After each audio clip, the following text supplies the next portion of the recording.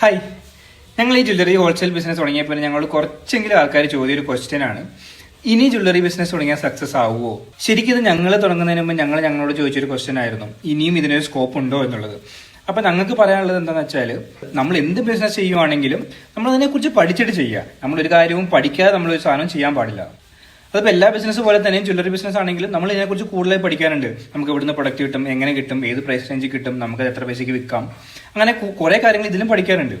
പിന്നെ ഓരോരോ ടൈമിൽ ഓരോരോ ട്രെൻഡിങ് ആണ്. അതിപ്പോൾ ജ്വല്ലറി ബിസിനസ് ആണെങ്കിലും വേറെ ഏത് ബിസിനസ് ആണെങ്കിലും അങ്ങനെ തന്നെയാണ്. ഓരോ ട്രെൻഡിനനുസരിച്ച് നമ്മൾ മാറിക്കൊണ്ടിരിക്കണം. അതിപ്പോൾ ഏത് ട്രെൻഡ് വന്നു കഴിഞ്ഞാലും ചെയ്യുന്ന കാര്യത്തിൽ കൺസിസ്റ്റന്റ് ആയിട്ടും ഡെഡിക്കേറ്റഡ് ആയിരിക്കുന്ന ഒരാൾക്ക് മാത്രമേ സക്സസ് ആവാൻ പറ്റുള്ളൂ. എനിക്ക് എന്റേതായ ഒരു ഓഡിയൻസിന് ഉണ്ടാക്കാൻ പറ്റും, ഈ പ്രൊഡക്ട്സിനെ കൊണ്ട് വിൽക്കാൻ പറ്റും എന്നൊരു കോൺഫിഡൻസ് ഉണ്ടായാൽ നമുക്ക് ഏത് ബിസിനസ് ആണെങ്കിലും ചെയ്യാം. അപ്പൊ നിങ്ങളൊരു ബിസിനസ് തുടങ്ങണം എന്നൊരു ആഗ്രഹത്തോടെ ഇരിക്കുവാണെങ്കിൽ ആഗ്രഹം മനസ്സിൽ വെച്ചുകൊണ്ടിരിക്കുക. നിങ്ങൾ അതിനുവേണ്ടി പരിശ്രമിച്ചാൽ തീർച്ചയായും അത് ചെയ്യാൻ പറ്റും. ഇനിയിപ്പോൾ അത് ജ്വല്ലറി ബിസിനസ് അല്ല, ഏത് ബിസിനസ് ആണെങ്കിൽ തന്നെ നമ്മൾ ഇടുന്ന എഫേർട്ടിലുള്ള നമുക്കൊരു റിവാർഡ് എന്തായാലും കിട്ടുന്നതായിരിക്കും. അപ്പോൾ ജ്വല്ലറി ബിസിനസിനെ കുറിച്ച് കൂടുതൽ എന്തെങ്കിലും അറിയണമെങ്കിലും ഹോൾസെയിലായിട്ട് പർച്ചേസ് ചെയ്യണമെങ്കിലും താഴെ ഹോൾസെയിൽ എന്ന് കമന്റ് ചെയ്താൽ മതി, ഇല്ല ഞങ്ങളായിട്ട് കോൺടാക്ട് ചെയ്താൽ മതി.